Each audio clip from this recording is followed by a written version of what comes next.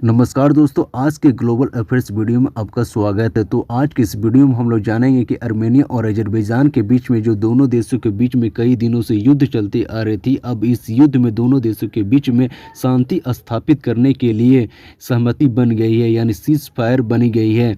तो इस युद्ध में हम लोग जानेंगे कि आर्मेनिया को क्या लाभ हुआ है और क्या नुकसान हुआ इस युद्ध से, और अजरबैजान को क्या लाभ हुआ है और क्या नुकसान हुआ है इस युद्ध में। देखिए, इस युद्ध में आर्मेनिया ने पूरी तरह से सरेंडर कर दिया है, यानी युद्ध को ख़त्म तो हो गई, लेकिन आर्मेनिया ने पूरी तरह से सरेंडर कर दिया है। एक क्षेत्र को पूरी तरह से वो खो दिया, यानी जो सूसा क्षेत्र जो आती है नागोर्नो काराबाख आर्मेनिया की पूरी तरह से कंट्रोल आती है, यानी उन्हीं के कब्जे में थी यह क्षेत्र। लेकिन अजरबैजान ने जब से आर्मेनिया पर हमला किया है, तो उन्होंने यानी अजरबैजान की जो सेना है, सूसा की जो क्षेत्र आती है, उस सूसा के क्षेत्र को पूरी तरह से अपनी तरह में कंट्रोल कर लिया है। यानी इस युद्ध में आर्मेनिया को पूरी तरह इस क्षेत्र को लॉस कर दिया, यानी लॉस्ट कर दी है, यानी खो दिया इस क्षेत्र को। तो आज की इस वीडियो में पूरी तरह से हम लोग डिटेल से जानेंगे कि अजरबैजान ने किस तरह से इस युद्ध को जीता है। एक शांति समझौते के तहत और मीडिएशन करने वाला तीसरा देश कौन था, इसके बारे में हम लोग पूरी डिटेल से जानेंगे आगे की वीडियो में, यानी आगे की स्लाइड में। तो चलिए स्टार्ट करते। देखिए, यह वार तो पूरी तरह से ख़त्म हो गया, लेकिन इस युद्ध में आर्मेनिया ने पूरी तरह से सरेंडर कर दिया है। क्यों सरेंडर कर दिया है? क्योंकि उसके पास अब बचा ही नहीं है इस युद्ध को आगे आगे आगे धकेलने के लिए, आगे और ले जाने के लिए। क्योंकि दोनों देशों के बीच में दोनों देश एग्री हो गए हैं। Both sides agree to give up some land, यानी दोनों देश देखिए कुछ क्षेत्र को छोड़ने के लिए एग्री हो गए। क्योंकि इस युद्ध में आर्मेनिया पूरी तरह से फ़ायदा नहीं हुआ इस युद्ध में। क्योंकि आर्मेनिया के एक क्षेत्र आते हैं जिसे हम सूसा के क्षेत्र से नाम जानते हैं। देख सकते हैं आप, इस सूसा क्षेत्र जो नागोर्नो काराबाख में आती है। नागोर्नो काराबाख में एक सूसा क्षेत्र आती है। इस सूसा क्षेत्र एक स्ट्रेटेजिक लोकेशन प्रोवाइड करती है इस पूरे एरिया को कंट्रोल करने के लिए। यानी इस क्षेत्र में आपका सूसा पर यदि कंट्रोल है, तो आप इस नागोर्नो काराबाख को पूरी तरह से कंट्रोल कर सकते हैं। इस साइड से भी कंट्रोल कर सकते हैं, इस साइड से भी कंट्रोल कर सकते हैं, इस साइड, यानी चारों तरफ से आप कंट्रोल कर सकते हैं। क्योंकि ये सूसा क्षेत्र हाइट पर स्थित थी। इस हाइट होने के कारण इस हाइट से पूरा अजरबैजान पर भी कंट्रोल किया जा सकता था। लेकिन यह युद्ध में आर्मेनिया की सेना इस युद्ध में हार गई है, और इस युद्ध में अजरबैजान की सेना ने सूसा से जो लोकेशन है उस पूरी तरह से कंट्रोल में ले ली है।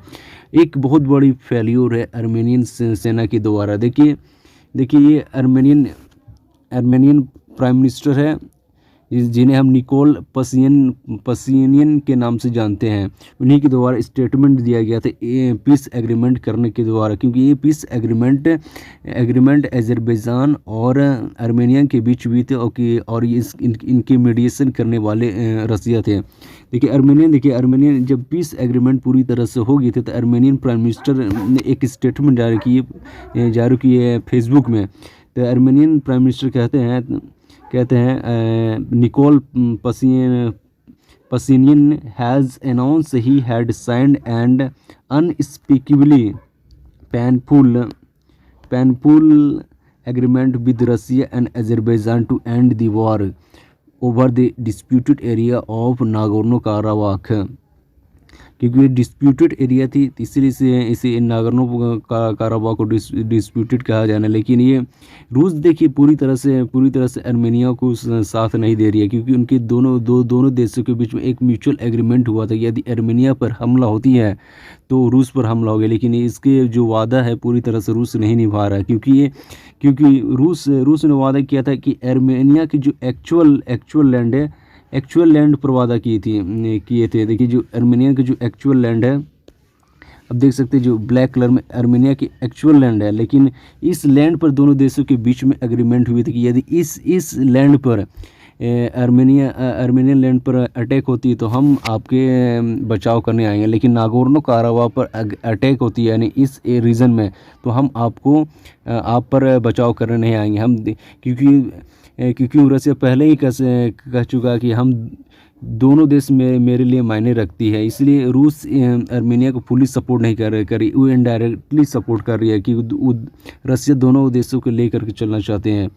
तो देखिए इस स्टेटमेंट जारी करने के बाद जो क्या कहते हैं जो आर्मेनियन प्राइम मिनिस्टर है, देखिए ये फिर दिए हैं क्या कहते हैं आगे कि I have made a difficult, यानी मेरे साथ बहुत बड़ा इस युद्ध में हम फेल्योर हुए हैं और इस पेचीदा बना दिया, क्योंकि अब डिसीज़न मेरे पास रहने के लिए लायक नहीं रहा इस युद्ध आगे लड़ने के लिए, क्योंकि यह मेरे लिए एक बहुत बड़ी फेल्योर है। I have signed a declaration with the president of Russia and Azerbaijan on stopping the war starting from, इतना बजे ये एग्रीमेंट किया गया था। देखिए आपको पहले ही बता चुके थे कि एग्रीमेंट करने के बाद जो आर्मेनियन जो प्राइम मिनिस्टर है ये फेसबुक पर पोस्ट किए थे अपने लोगों को बताने के लिए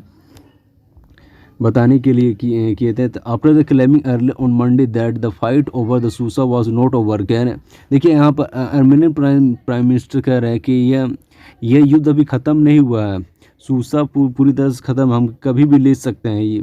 ये देखिए आर्मेनियन प्राइम मिनिस्टर जो पसियन है ये कहें कि अभी तो हम इस युद्ध में हम पीछे कदम ले लिए हैं, लेकिन आगे की तैयारी हमारी भी रहेगी। जिस तरह से अजरबैजान की सेना ने और अजरबैजान की सरकार ने तैयारी की है नागोर्नो काराबाख को वापस लेने के लिए, उसी तरह हम लोग भी तैयारी करेंगे आने वाले दिनों में। ये मत सोच लीजिए कि आर्मेनियन सेना और आर्मेनियन सरकार पूरी तरह से हार मान ली है। आगे की लड़ाई वैसे ही हमारी रही है जैसे आपकी रही है, क्योंकि आर्मेनियन सेना और आर्मेनियन सरकार की पूरी तरह तैयारी नहीं थी इस युद्ध में। इसलिए सोची समझी जो डिसीज़न लिया गया है मिलिट्री एनालिसिस के द्वारा लिया गया, जो आर्मेनियन मिलिट्री है उनके द्वारा एनालाइज किया गया पूरी तरह से इस एग्रीमेंट को साइन करने के लिए, यहाँ पर युद्ध को समाप्त करने के लिए। देखिए ये आर्मेनियन सरकार, ये देखिए कोई बुड़बक नहीं है जो इस क्षेत्र को छोड़ देगी। तो ये पूरा डिसीजन मिलिट्री के द्वारा लिया गया, आर्मेनियन गवर्नमेंट के द्वारा नहीं लिया गया है। तो रशियन प्रेसिडेंट व्लादिमीर पुतिन के द्वारा यह मीडिएशन करवाया गया। जो दोनों देशों के बीच में जो अशांति स्थापित की गई है वो रशियन प्रेसिडेंट के बीच में की गई है। तो Russian president Vladimir Putin said Russian peace keeping forces will be diploid, यानी जो दोनों देशों के बीच में जो पीस एग्रीमेंट किया गया है, तो दोनों देशों के बीच में जो एरिया लगती है उस एरिया के बीच में रशियन मिलिट्री को डिप्लॉय किया जाएगा। वो भी 2000 की वहाँ सेना रशियन सेना को भेज जाएगी दोनों देशों के बीच पीस स्थापित करने के लिए। ये दोनों देशों के बीच में यह सहमति बनी है। तो आप देख सकते हैं will be deployed along the contact line Nagorno-Karabakh and within the corridor that connect the region with Armenia। Armenia की जो रीजन जो कनेक्ट करती है ये दोनों देशों के बीच में ये रशियन मिलिट्री कहना रशियन आर्मी को डिप्लॉय किया जाएगा। he said the ceasefire deal stipulates exchange of prisoner of war and bodies। कहने का मतलब इस एग्रीमेंट के तहत जो दोनों देशों के बीच में जो कैदी है, एक देश ने दूसरे देश को सैनिकों को जो पकड़े हैं वो दोनों देशों को भी दोनों देश एक दूसरे को कैदियों को रिहा करेंगे, और जितने भी सेना शहीद हुए दोनों देश एक दूसरे के जो डेड बॉडीज़ को आदान प्रदान करेंगे। यानी जो अजरबैजान की सेना जो आर्मेनियन के क्षेत्र में डेड बॉडी थी वो लौटाएंगे सम्मानपूर्वक। ये दोनों देशों के बीच सहमति बन गए थे। जो देखिए ये अजरबैजान के प्रेसिडेंट है इल्हाम अलीएज के नाम से जानते हैं। इनका नाम इल्हाम अलीएज, याद कर लीजिएगा, ये एग्ज़ाम में पूछे जाते हैं कि मौजूदा अजरबैजान की प्रेसिडेंट कौन है। इल्हाम अलीएज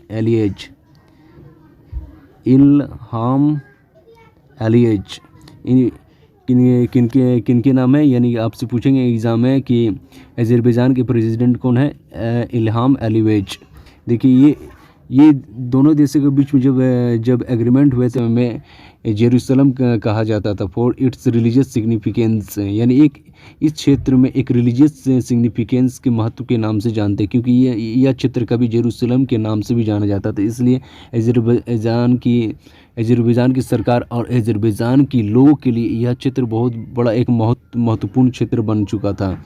तो देखिए अब तो वाजिब से सवाल है कि इस युद्ध में टर्की जीती, टर्की अजरबैजान की पूरी तरह से फुल्ली सपोर्ट अजरबैजान की सरकार और अजरबैजान की सेना पे। तो टर्की ने भी एक स्टेटमेंट जारी किया था। Turkish president Recep Tayyip Erdogan, जो टर्की के प्रेसिडेंट है, vocal support of Azerbaijan told a rally, यानी एक रैली में उन्होंने कहा in the Turkey city of Kocaeli on Sunday, जो टर्की सिटी कोकैली है तो संडे को एक स्टेटमेंट जारी किया, द लिबरेशन ऑफ सूसा, यानी सूसा की आज़ादी, also signal that liberation of remaining occupied territories in near. कहने का मतलब जो सूसा की जो आज़ादी है वो हम एक सिग्नल प्रोवाइड कर रही है कि जो बचे हुए जो क्षेत्र है नागोर्नो कराबाख उसकी भी आज़ादी की एक सिग्नल दे रही है आने वाले समय में। वह दिन भी अब बाकी नहीं है। ये रेसेप तैयब एर्दोगन के द्वारा स्टेटमेंट जारी किया गया है, यानी उन्हीं ने ही यह स्टेटमेंट दिया है। तो चलिए आगे में जाते। देखिए सूसा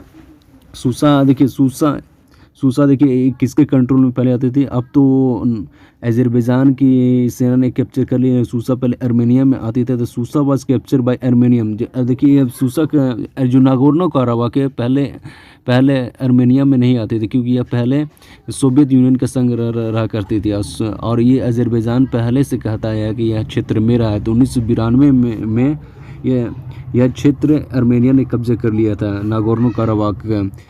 तो इंडिपेंडेंट इज नॉट रिकग्नाइज्ड। वो देखिए इंडिपेंडेंस जो है, जब ये क्षेत्र को कब्जा किया गया था आर्मेनिया, तो आर्मेनिया ने इस क्षेत्र को एक स्वतंत्र देश के द्वारा घोषित कर दिया था। लेकिन मोस्ट ऑफ द कंट्रीज हैं ये क्षेत्र को रिकग्नाइज्ड आर्मेनिया के द्वारा नहीं किया गया था, क्योंकि बहुत से जो इंटरनेशनल कम्युनिटी हैं ये आर्मेनिया का हिस्सा नहीं मानती थी। इसलिए यह क्षेत्र जो नागोर्नो कराबाख था अजरबैजान के लिए महत्व ज़्यादा बढ़ गया था, क्योंकि उनके सब बाकी जो देश थे अजरबैजान की तरफ थी। इसलिए इस युद्ध में बाकी सब जो यूरोपियन कंट्री है इसलिए महत्व नहीं दी थी इस युद्ध में। इसलिए यह युद्ध आसानी से सड़ता चला किया गया कि जो इंटरनेशनल कम्युनिटी है ज़्यादा ध्यान ही नहीं दे रही थी इस युद्ध में।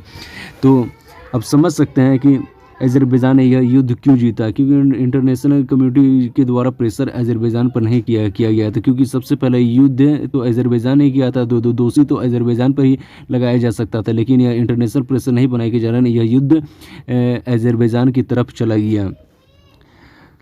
तो चलिए आगे की स्लाइड हम लोग जानते हैं। देखिए अजरबैजान देखिए जो पूरा फुल डिटेल्स हम लोग अब इसके एनालाइज करते हैं कि अजरबैजान के इस क्षेत्र के कंट्रोल हो जाने से इस पूरे जो बाकी क्षेत्र जो बच गए, जो पीले वाले जो देख रहे हैं पीला वाला, इसमें अजरबैजान की सेना भी कंट्रोल अब हो रही है। जो सूसा तो पूरी तरह से कंट्रोल अजरबैजान के द्वारा हो गई है, क्योंकि इस क्षेत्र के